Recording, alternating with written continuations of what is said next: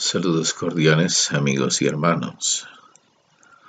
Les habla Mario Paz y para mí es un privilegio que comencemos la cuarta palabra de las 7 que Jesús dijera en la cruz del Calvario. Esta número 4 se encuentra registrada en el Evangelio de San Mateo, capítulo 27, versículo 46, al igual que en San Marcos, capítulo 15, versículo 34. Mi Dios, ¿por qué me has desamparado? Elí, Elí, lama sabactani. Si ustedes recuerdan, la primera palabra del Señor habla acerca de perdón.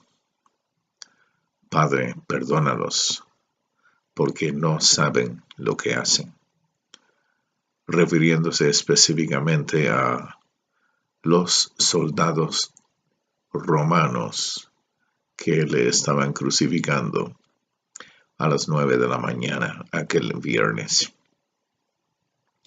La segunda palabra, una hora más tarde, fue una promesa de vida eterna en respuesta a la petición que hizo el ladrón que se encontraba a mano derecha del Señor.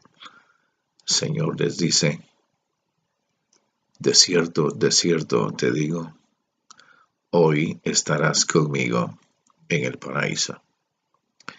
La tercera frase del Señor tiene que ver con relación interpersonal, con provisión material y al mismo tiempo honor a nuestros padres.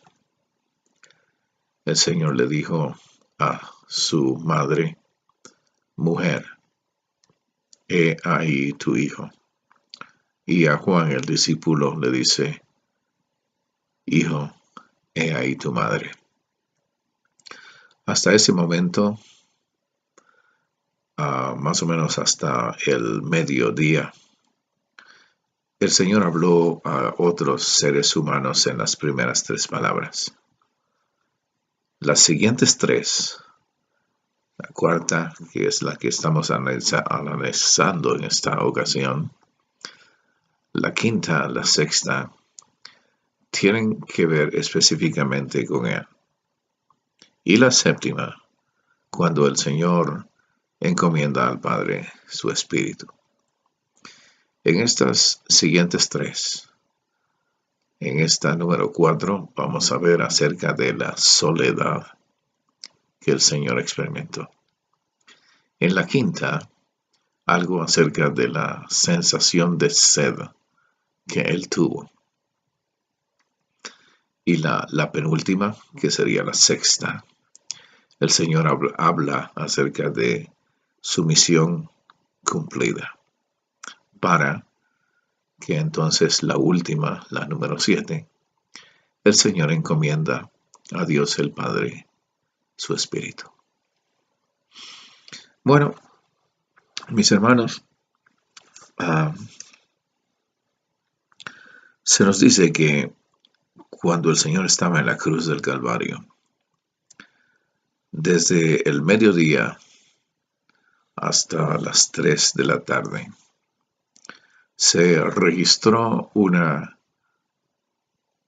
oscuridad particular que nunca antes en la vida ni en la historia de la humanidad había ocurrido. Esta oscuridad no tiene una explicación científica, porque está comprobado que no fue un eclipse solar o lunar. Lo máximo que ellos pueden durar son 90 minutos, entre 30 y 90 máximo. Así que no pudo haber sido un eclipse, porque esa oscuridad duró 3 horas.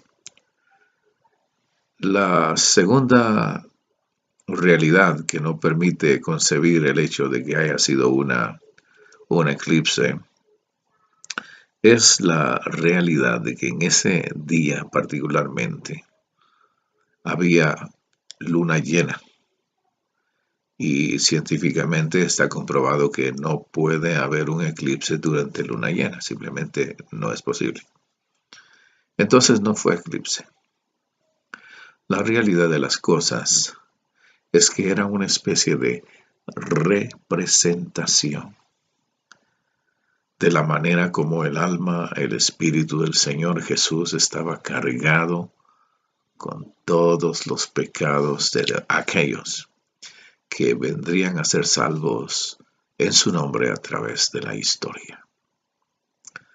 Entre el mediodía y casi las 3 de la tarde hubo silencio por parte del Señor. Él no habló nada. En silencio sufrió los más indecibles dolores que habían sido producidos hasta ese momento por parte de los soldados romanos y todo el sufrimiento que el Señor acababa de estar recibiendo. Los religiosos que se encontraban allí, fariseos, saduceos, escribas, los 70 ancianos, miembros del Sanedrín, incluyendo el sumo sacerdote o sumo pontífice, como se le llamaba también. Ellos demandaban del Señor Jesús una señal y querían, de manera específica, una señal del cielo. Y ciertamente la tuvieron. Esa señal del cielo fue la oscuridad más densa que la humanidad haya podido haber experimentado desde que este mundo existe.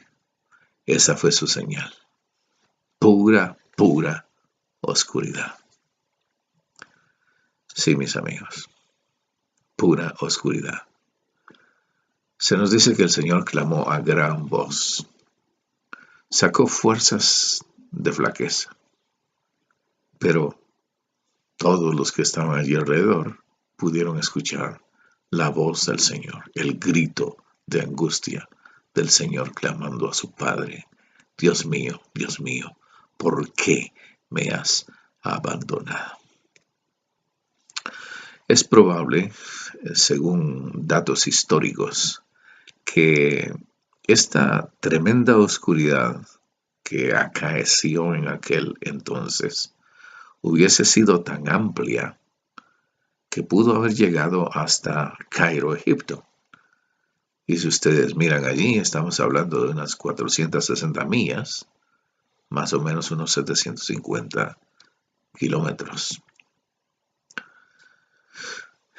Entonces, pues, el radio de unos 750 kilómetros a la redonda, valga la redundancia, fue la parte que estuvo cubierta por terrible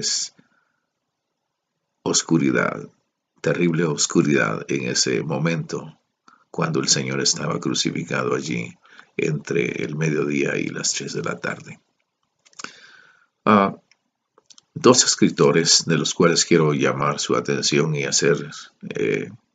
decir a ustedes qué fue lo que escribieron. Uno de ellos vivía en Jerusalén y escribió lo siguiente acerca de esta oscuridad.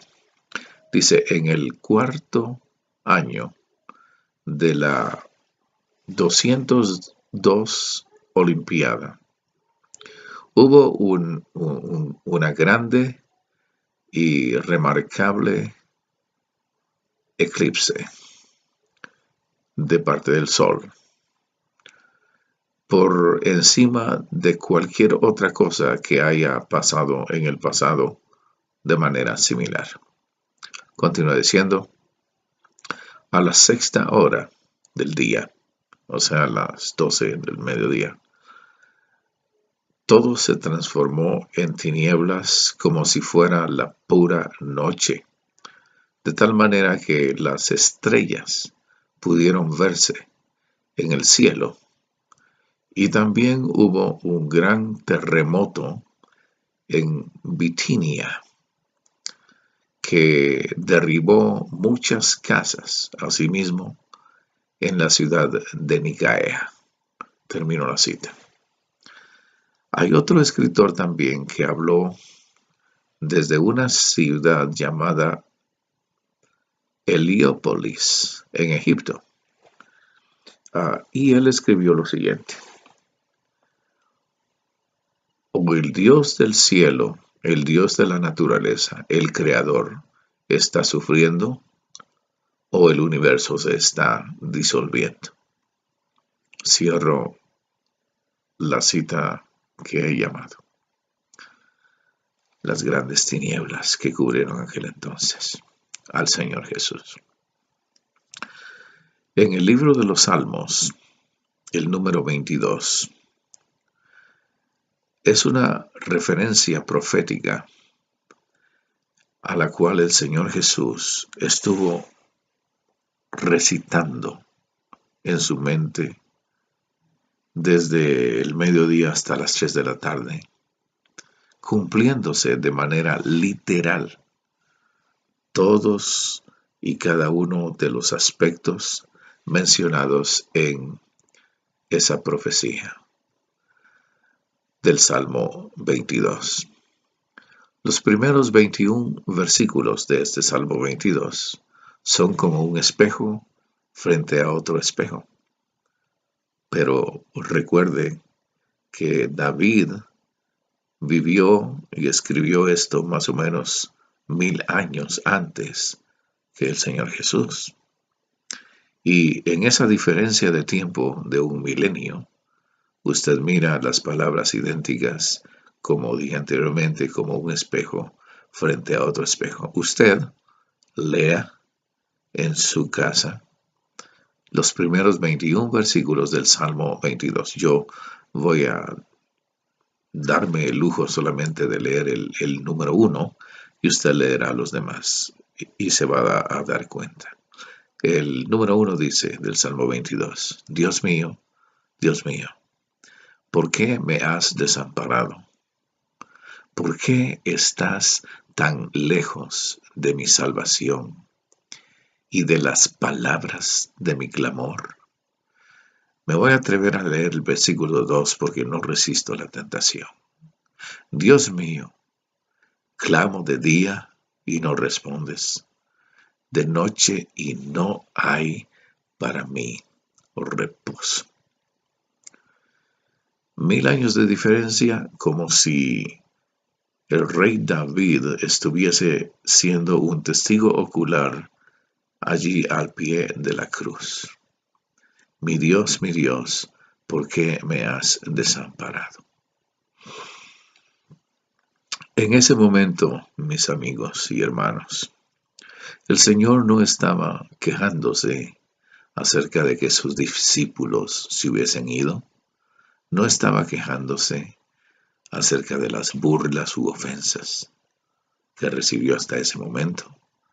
Él estaba llorando al cielo y quizás usar la palabra muy respetuosamente, reclamándole a su Padre la razón por la cual Dios el Padre le había volteado la espalda en ese momento.